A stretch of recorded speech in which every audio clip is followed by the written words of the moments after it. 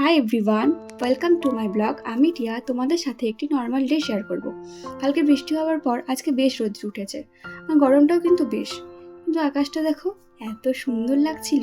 এরকম আকাশ দেখলেই মনে হয় মা আসার সময় হয়ে গেছে।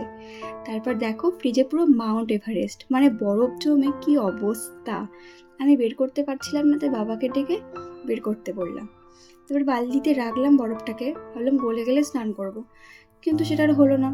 মা তখনই বললো একটু রান্না করে দে, তাই আমি রান্নাঘরে চলে গেলাম সবজি রান্না করতে, আর মাকে বললাম তুমি রেস্ট নাও। তাই আমি সবজি রান্না করে স্নান করতে চলে গেছি। স্নান করে এসে আমি যেগুলো যেগুলো স্কিন কেয়ার করি সব সেরে নিয়ে দুপুরবেলা খাবারটা সেরে নিলাম।